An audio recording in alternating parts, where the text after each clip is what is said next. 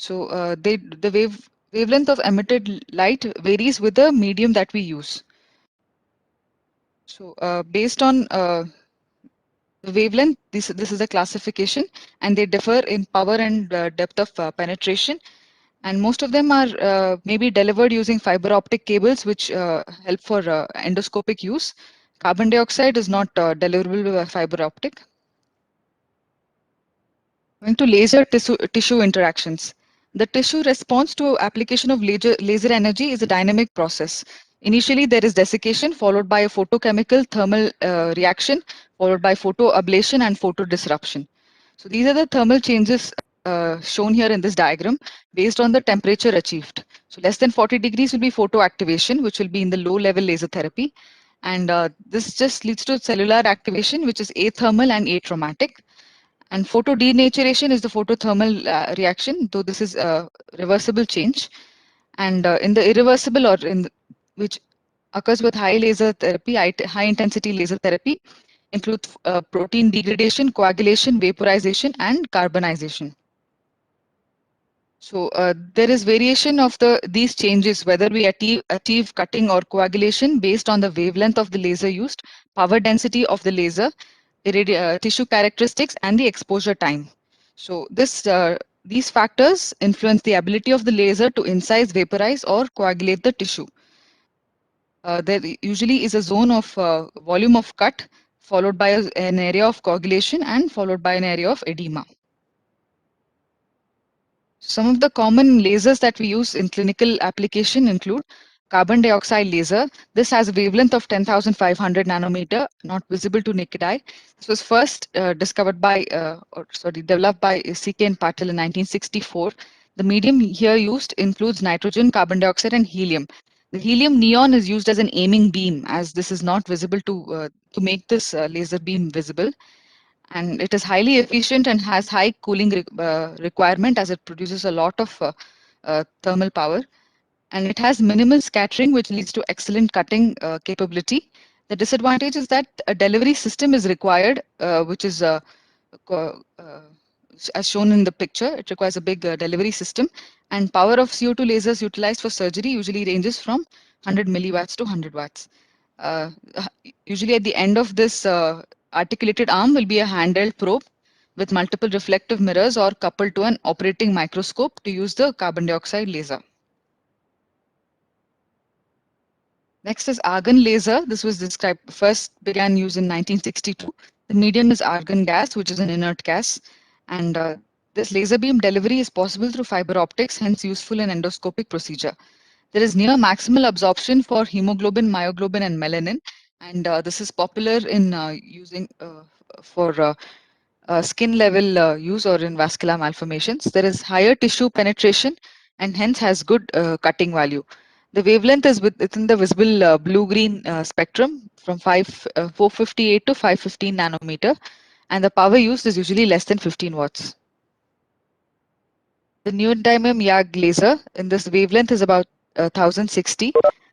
This came first into use in 1962. The laser medium includes a matrix of neodymium and then yttrium, aluminium, and garnet. This uses a pump source of xenon or a krypton arc lamp. And the laser beam delivery also in this also is possible through fiber optics and hence useful in endoscopic procedures. We use helium neon or xenon as aiming beam, and this is highly inefficient as it generates a lot of heat. There is more scatter and reflection and higher tissue penetration, which makes this relatively imprecise. It's not useful for cutting as it leads to diffuse tissue damage zone. Hence there is limited use in pediatric surgery. It is more popular in adult surgery. The KTP laser has a wavelength of 532 in the visible spectrum. Laser medium is potassium titanyl phosphate crystal, and the pump source used is xenon or krypton arc lamp. This is very similar to argon laser, and laparoscopic applications of KTP laser have been described since 1985. Endoscopic application also possible because of its fiber optic delivery. Dye lasers, in this the laser medium includes complex organic dye which is dissolved in water or alcohol. So based on the dye used, the wavelength differs. So The most commonly used one is Candela STPL1 dye, which gives an output of 585 nanometer wavelength light source. So this is commonly used for treatment of cutaneous vascular lesions as the injury is specific to intradermal and subdermal vascular plexuses. There's greater sparing of normal skin and lesser scarring. Also, generally in lasers, when with incident laser, thermal effects are less when there is high vascularity of the lesion because of the heat sink effect. Holmium is another laser which can be combined as holmium YAG or used separately, usually used as pulsed mode. The wavelength is 2100 nanometer, and it has the cutting properties of carbon dioxide laser and the coagulating properties of neodymium YAG laser. And the zones of thermal injury associated with ablation range from zero point 0.5 to 1 millimeter. So this is also suitable for endoscopic procedure. The excimer laser. This means an excited dimer. The laser medium contains molecules of two atoms, one of a noble gas like xenon, and one halogen like chlorine or fluorine. Non-thermal photo disruption of the tissues occurs, and this leads to cold cutting. The concerns are this is mostly in the ultraviolet spectrum wavelength, so mutagenic effect of ultraviolet light and possible leakage of toxic gases is a concern. So applications of these lasers in pediatric surgery. Discuss this. The advantage of lasers in surgery include high precision surgery, limited blood loss, having a dry operative field, better visualization, and use with endoscopic procedures to access small areas which are otherwise inaccessible, use of micro manipulators and fiber optics. So in the airway, gastrointestinal and genitourinary tracts, this can be used via endoscopic application and use in minimal invasive surgery. So neodymium YAG can be either contact or non-contact. So it has high precision, definite cutting depth with small focal necrosis when used as contact, and homogeneous coagulation with minimal bleeding, obliteration of lymphatic vessels, and minimizing scar when used as a non-contact. So the principal fields of application for lasers in medicine can be broadly classified as surface use, vascular diseases, endoscopy, and open surgery. This table gives a summary of all the applications currently for laser surgery. We'll go through each of them with broad headings. Cutaneous vascular malformations. In this, the principle used is selective photothermolysis. They selectively destroy specific targets, which are called chromophores within the skin. So based on adjusting the wavelength, the pulse duration, and energy setting, we can target particular area for vascular lesions. For example, the chromophore for vascular lesions is intravascular oxyhemoglobin. So pulse laser systems are used, usually the 585 or 595 nanometer pulse dye laser. Side effects include transient purpura. So in spider nevi, port wine stain, and cutaneous hemangioma, argon laser is preferred. But in most others, including cutaneous hemangioma, angioma for volume reduction, vascular hematoma, and venectasia, neodymium non-contact and neodymium contact may be used. These photos show the response with laser. This is an infant with port wine stain on the right periorbital region extending to the scalp. And after using the pulse dye laser, this is the after 8 sittings, this is the result they have achieved. This is also using a pulse dye laser of an hemangioma over the nasal tip. So pulse dye laser is the most accepted laser for port wine stains. Better response is noted with lesions located in the head and neck area as opposed to other areas. Small lesions less than 20 centimeters square have better response. Children younger than 1 year seem to have better response in some studies because as treatment as early as possible decreases the psychological effect of the birthmark on the child and also avoids hypertrophy with age, and hence earlier treatment is preferred. And recurrences are noted from as low as 3% at 1 year to up to 50% at 3 year post procedure. And the long term concern is hyperpigmentation, which occurs with the laser treatment. With respect to hemangiomas, it is controversial. Often, medical management using propranolol therapy is adopted.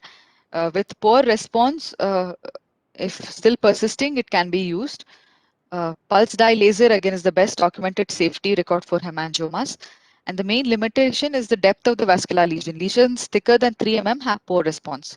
So most commonly it is used for thin superficial persistent lesions, residual erythema or telangiectasia, and also the residual fibrofatty tissue also can be ablated or reduced using laser therapy. It is also preferred in ulcerated lesions for reducing pain, infection, and bleeding, and assists with the epithelialization of the ulcer. The complications of pulse dye laser with respect to hemangioma include atrophic scarring, ulceration, hemorrhage, and pain. A long uh, pulse dye laser is safer. So with a long duration pulse with 10 to 20 millisecond pulse width, they have noticed better safety profile, especially important in children. Lasers are also used in lymphangioma ablation, debulking, and also attempt to complete excision. The concerns again are scarring, recurrence, and need for multiple treatment sessions.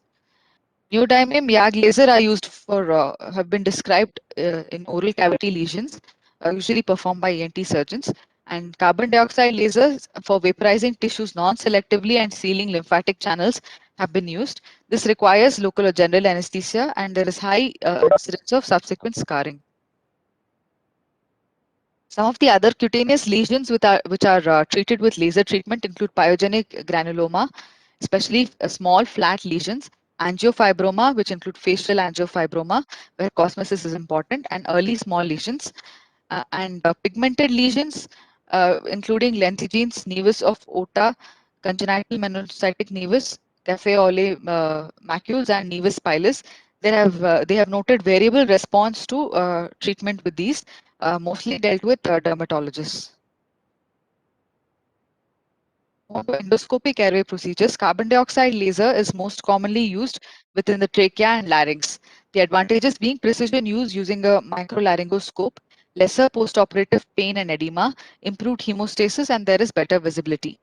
So it is used in laryngeal stenosis, tracheal webs, laryngoseals, laryngeal papillomatosis, vocal cord nodules, and granulomas most commonly in the pediatric age group. This image shows endoscopic view of the laryngeal cleft, where microscopic exposure of type 3 laryngeal cleft. They've denuded the mucosa using laser, and this this is a microscopic view of laryngeal neurofibroma, which has again been ablated using laser. In the lower airways, carbon dioxide laser cannot be used as it requires large fiber optic cables. So neodymium YAG laser is used, especially in older children, as the fiber optic cables are large. Older children and adults it is used. So it is used for palliative treatment of obstructing endobronchial or tracheal malignant neoplasms, where extensive tumor coagulation and necrosis can be achieved. And most often it requires a secondary endoscopic procedure to remove the debris. Argon and K2P lasers have smaller quartz fiber optic cables, can be used in infants and smaller children. They can target distal bronchial lesions to remove tracheal and endobronchial granulomas after repair of tracheal stenosis, and has also been described for surgery in the middle ear, such as tympanoplasty, stapedectomy, meringoplasty, and lysis of adhesions. Gastroenterology application of lasers. Argon and neodymium YAG lasers are used most often. It is used for control of hemorrhage from upper and lower GI tract, such as use of in bleeding gastric or duodenal ulcers, angiodysplasias, and Mallory V stairs. Poor response is noted especially in large and diffuse lesions, like hemorrhagic gastritis or bleeding from esophageal varices. In these, it is contraindicated. And rare serious complications with argon gas in endoscopic procedures include development of intraperitoneal gas and mediastinal gas. This is an endoscopic view of partially ulcerated bleeding lesion in the fundus of the stomach, and this is post coagulation using laser. Thoracoscopic procedures. Laser thoracoscopy or laser VATS uses neodymium YAG most commonly. It is used to puncture cysts with coagulation of the inner surface or resection of cysts, which is done gradually. CCAM excision, ablation of lymphangiomas and hemangiomas, bronchial fistulas, wedge resection of tumors, and to seal the leak in chylothorax for thymectomies and pericardiotomies. These are the common uses. The advantages of laser VATS is that there is reduced blood loss.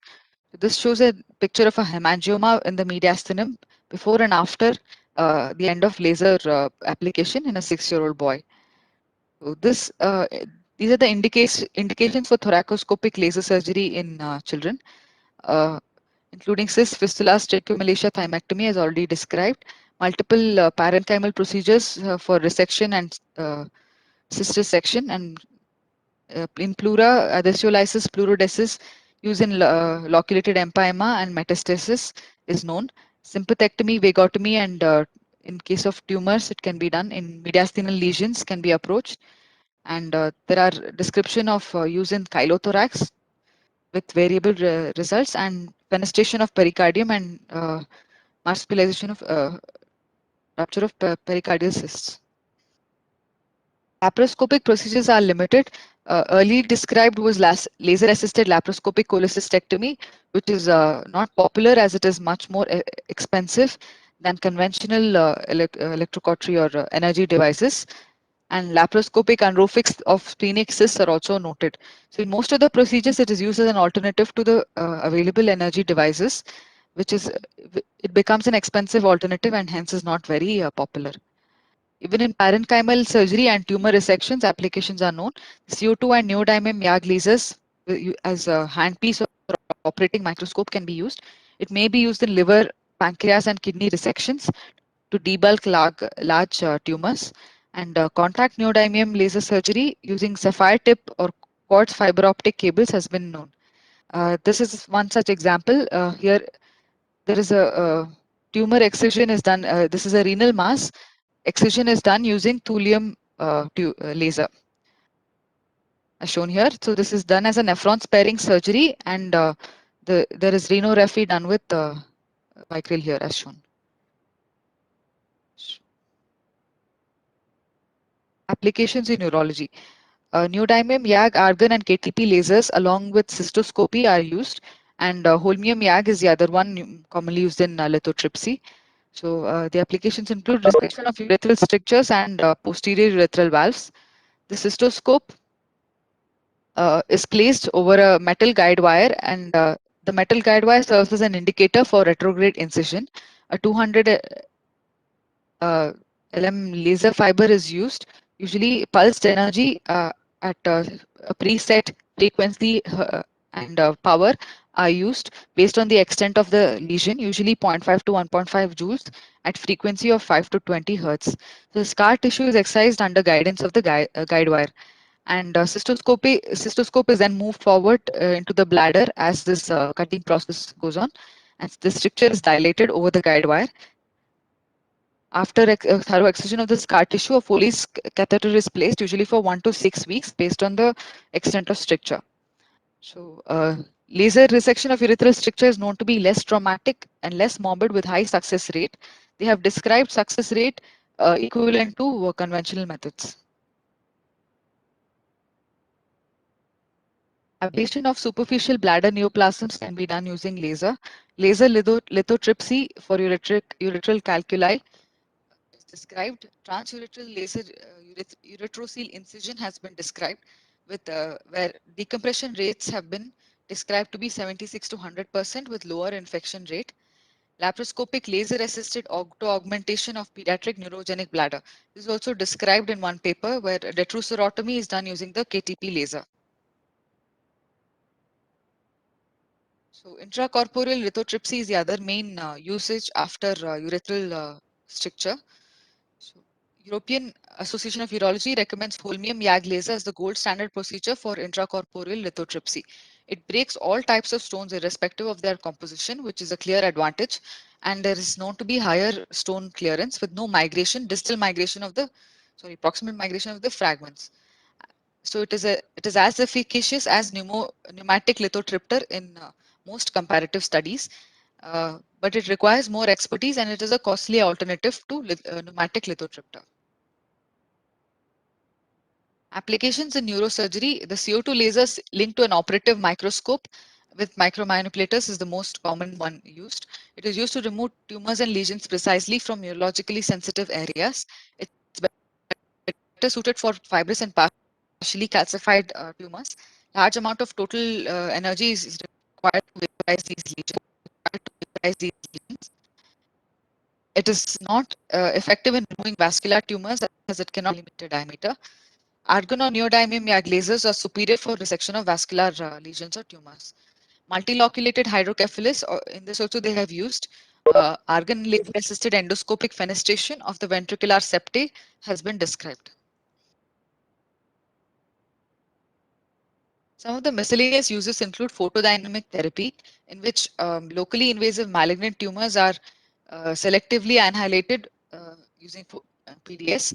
Here, hematoporphyrin derivative has been used, which accumulates in tissue with rapid cell division. So it is not highly selective, but majority of the neoplastic cells are targeted with photodynamic therapy.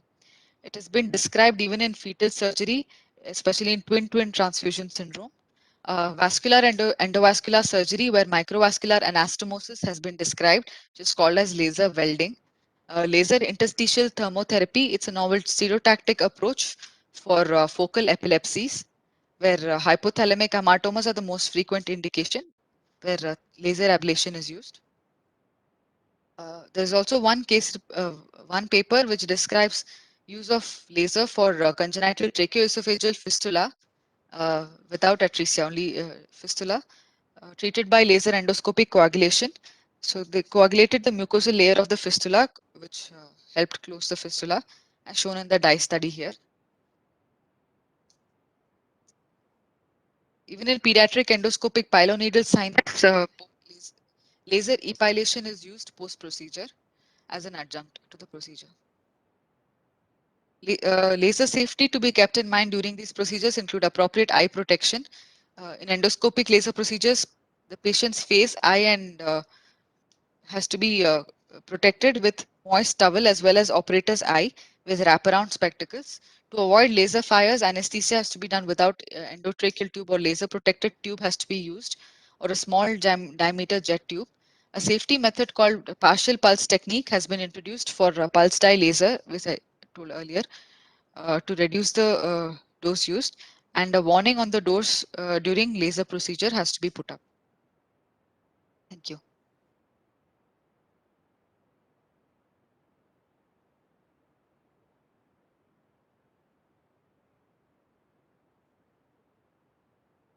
Hello? Yeah, Vidya. Yes, yes. Yeah, neatly done and a very descriptive Ramchandra, do you want to add anything, sir? No, Vinay, I think she has mentioned everything. Very nice presentation, Vidya. Thank you, sir. I remember many liver surgeons using argon for liver resection, especially adult surgeons. I don't know whether in pediatric surgery they are being used, but I think it can be applied there. Argon is commonly used. Then Yes, we have used holmium in posterior aortal valves. We have used holmium because it was available in the OR, so we used it with the help of the urologist.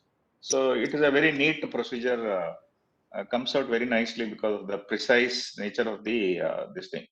Other than that, I remember we use the laser pointer when we do slide presentation in offline meetings, which is the pre-COVID era. So laser pointer is commonly used. And one innovative thing which surgeons, especially senior surgeons in Western, in US hospitals do is that they keep a laser pointer in the OR, and when the trainee is doing a procedure, they are not scrubbed in. So they'll be standing with the laser pointer and sort of pointing out the areas where, more dissection needs to be done, and sort of doing backseat driving using a laser pointer. That's what I have used. I have seen being used. That's all. sir. True, sir. Sir, there are few centers in India who are using holmium laser for posterior rectal valves, sir. And they say it's very precise and the cuts are more superior than Yeah, we have the used it routine in calculation that yes, Sakara sir. Hospital. We have used it because Okay, it sir. is freely available. So that's why we have used it there. And the holmium laser comes in 30-watt machine as well as some 100-watt machine, it seems, sir. 100-watt machine is for both adult and pediatric. Only pediatric institutions, 30 watts is more than enough, sir. For Yeah. both valves ablation, ureter seal incisions, and then for the stones as well. Yeah, Pediatric beauty is that it is a very thin fiber and very precise cut. That's the beauty of the laser. Okay, sir. Sir, Dr. Vel Murugan sir is also there, who has joined the meeting. Sir, Vel Murugan sir, do you want to add anything, sir?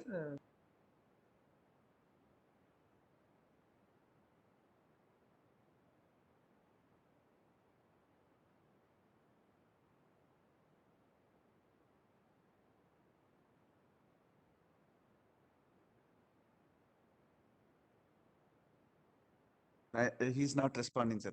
Ramcharan sir, anything else, sir? Do you want to add on this? No, nothing. Sure, sir. Sir, I have seen the carbon dioxide laser being used for ENT procedure, sir.